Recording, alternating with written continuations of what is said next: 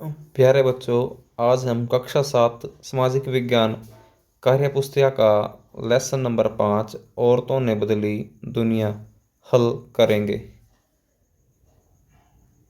Question number 1 है, समाज लड़कों और लड़कियों के व्यवहार, बुद्धि, कार्यों आदि के बारे में अलग अलग अपेक्षाएं रखता है। कम से कम 6 बातें लिखकर बताओ। तो आपने 6 बातें बतानी है जो लड़के और लड़कियों में जो है अलग अलग हैं। तो पहला है, महिलाएं सहनशील और विनम्र होती हैं, इसलिए वे अच्छी नर्स हो सकती हैं। लड़कियां वैज्ञानिक व तकनीकी कार्य करने में सक्षम नहीं होती। ये सभी भेदभाव की बात हो रही है यहाँ पर। तीसरा पॉइंट है, लड़कों से अपेक्षा की जाती है कि वे गणित व विज्ञान में अच्छे अंक प्राप्त करें। फोर्थ पॉइंट, लड़कों पर ऐसी नौकरी प्राप्त करने के लिए दबाव होता है जिसमें उन्हें अधिक वेतन मिले। पांचवा पॉइंट, लड़कियों व महिलाओं का काम केवल सहायता करने तक ही माना जाता था। जैसे एक कुम्हार है, उसमें जो चाक चलाता है यानी मटके जो बनाता है वो कुम्हार बनाता है, लेकिन जो मिट्टी जो है उसको तैयार कौन करती है? एक महिला। यानी उसकी सहायता करने का काम क्या होता था? केवल महिलाओं का माना जाता है। छठा पॉइंट है आपका, लड़कों की शिक्षा पर अपेक्षाकृत अधिक धन व्यय किया जाता है। हम उच्च शिक्षा के लिए यूनिवर्सिटी वगैरह में भेजना हो तो लड़कों को भेजते हैं, लड़कियों को नहीं। तो ये सभी 6 जो भेदभाव हैं समाज में जो है लड़कों और लड़कियों के बीच में किए जाते हैं। सेकंड क्वेश्चन है, क्या तुम्हारे गांव या कस्बे में लड़कियों को माध्यमिक शिक्षा प्राप्त करने में कोई समस्या होती है? अगर हाँ तो किस किस तरह की? तो लगभग जो है कोई समस्या नहीं होती है। तो तीसरा क्वेश्चन आपका है, पाठ में रासुंदरी देवी, रसाबाई और रुकैया सखावत हुसैन है यहाँ पर के जीवन के बारे में बताया गया है। इन तीनों की कहानियों में से तुम किसकी कहानी से सबसे अधिक प्रभावित हुए हो और क्यों? हमने लेसन पढ़ा था, हम तीनों की कहानी उसके अंदर जो है हमने पढ़ी थी। तो पहला पॉइंट देखो इसमें, तीनों की कहानी प्रेरणादायक है, परंतु मैं रुकैया सखावत हुसैन के लेडी लैंड सपने की कहानी से अधिक प्रभावित हूँ। लेडी लैंड ऐसा स्थान था जहाँ पर स्त्रियों को पढ़ने, काम करने और आविष्कार करने की स्वतंत्रता थी। रुकैया सखावत उस समय हवाई जहाज और कार चलाने का सपन देख रही थी जब लड़कियों को स्कूल तक जाने की अनुमति नहीं थी। क्वेश्चन नंबर 4, तालिका में एक परिवार के सदस्यों के बारे में कुछ जानकारी दी गई है। पिता जो है उम्र 40 है, बीए पास है और व्यवसाय जो है नौकरी करता है। माता 35 वर्ष की आयु है, प्राथमिक शिक्षा प्राप्त की है, घरेलू कार्य करती है। चाचा 37 साल उम्र है, 12वीं पास है और खेती करता है। चाची अनपढ़ है और घरेलू कार्य करती है। बेटी जो है नहीं पढ़ी, 16 साल की जो है और घर पर काम करती है। बेटी 13 साल की जो है 5वीं के बाद सरकारी स्कूल छोड़ दिया, घर पर काम करती है। बेटी जो है 10 साल की, चौथी क्लास तक पढ़ी है सरकारी स्कूल में। और बेटा जो है 10वीं क्लास में पढ़ता है प्राइवेट स्कूल में। और बेटा 18 साल का है, 12वीं प्राइवेट स्कूल से। यानी परिवार की जो चार्ट देख रहे हैं, महिलाएं या तो बहुत कम पढ़ी हैं या प्राथमिक शिक्षा। माता केवल प्राथमिक शिक्षा प्राप्त की है, चाची जो है अनपढ़ है, बेटी नहीं पढ़ी है, घर पर काम कर रही है, एक ने 5वीं क्लास सरकारी स्कूल छोड़ दिया है। और जो एक बेटी 10 साल की जो है पढ़ रही है, तो चौथी क्लास में पढ़ रही है और किस स्कूल में? सरकारी में। जबकि पिताजी पढ़े लिखे हैं, बीए पास हैं, चाचा 12वीं पास है, एक बेटा जो है 12वीं क्लास में जो है प्राइवेट स्कूल के अंदर है और एक 10वीं क्लास में प्राइवेट स्कूल के अंदर है। तालिका के आधार पर सवाल करो। तो पहला सवाल है आपका, माता या चाची और पिता या चाचा की शिक्षा की तुलना कर एक निष्कर्ष निकालो। तो इसका आपका आंसर होगा, पिता व चाचा ने उच्च शिक्षा प्राप्त की है जबकि माता व चाची ने प्राथमिक शिक्षा जो है प्राथमिक शिक्षा ही प्राप्त की है। चाची तो अनपढ़ है जबकि माता ने जो है प्राइमरी शिक्षा जो है प्राप्त की है। वह पाठ, घर में बेटों और बेटियों की शिक्षा की तुलना कर दो निष्कर्ष निकालो। बेटियों की अपेक्षा बेटों ने अधिक शिक्षा प्राप्त की है। लड़कों को प्राइवेट स्कूल में पढ़ाया गया है जबकि लड़कियों को सरकारी स्कूल में पढ़ाया गया है। तो आपके दो जो हैं ये निष्कर्ष निकलते हैं। क्वेश्चन नंबर 5, तुम्हारे गांव या कस्बे से क्या किसी महिला सरपंच का चुनाव हुआ है? उसका नाम लिखो। तो हाँ, तो आपने जो है उस महिला का जो सरपंच है आपकी उसका नाम लिख देना है। छठा क्वेश्चन है, ए पार्ट, पता लगाओ कि पंचायतों में महिलाओं को कितने प्रतिशत आरक्षण दिया जाता है, तो 50% है। और बिहार जो है ऐसा करने वाला पहला राज्य था। बह पार्ट, क्या तुम महिलाओं को सरकारी पदों पर आरक्षण देने के पक्ष में हो, क्यों या क्यों नहीं?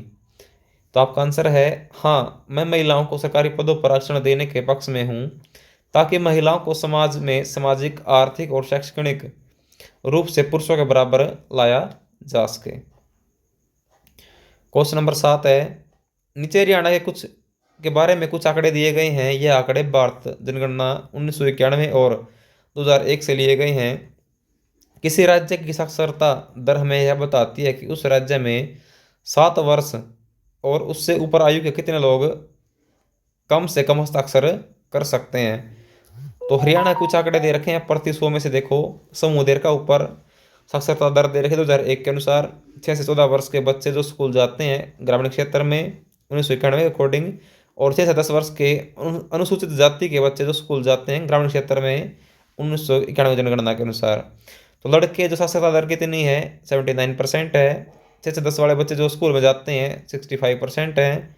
और अनुसूचित जाति के जो बच्चे जाते हैं वो 52% है। लड़कियां जो है साक्षरता कितनी है, 56 है। और ग्रामीण क्षेत्र में जो है 52। और अनुसूचित जाति की जो लड़कियां पढ़ती हैं वो केवल 41। तो इसके भी आप हमने जो है क्वेश्चन छाटने आगे।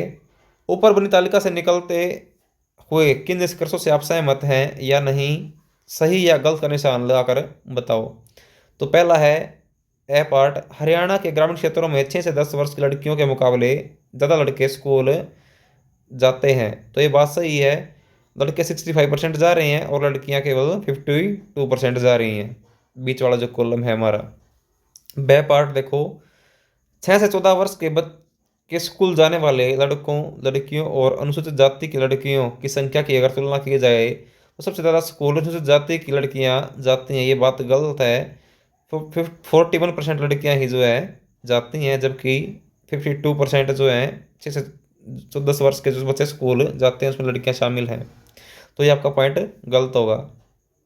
सह पार्ट है, हरियाणा की साक्षरता दर और बच्चों की उपस्थिति के आंकड़े दोनों ये बताते हैं कि लड़कियों की शिक्षा की स्थिति लड़कों से बेहतर है। तो ये बात आपकी गलत होगी। क्वेश्चन नंबर 8 दिया है, नीचे कुछ महिलाओं के चित्र बने हैं जिनका अलग अलग क्षेत्रों में महत्वपूर्ण योगदान है। सबसे पहला चित्र दिख रहा है आपको, श्रीमती इंदिरा गांधी जी हैं। दूसरा जो चित्र आपको कल्पना चावला का है। और तीसरा चित्र जो आपका है मदर टेरेसा का है। उसके बाद देखो, इनके योगदान के बारे में एक पंक्ति लिखो। तो पहला आपका है इंदिरा गांधी, ये जो है भारत की प्रथम महिला प्रधानमंत्री थी।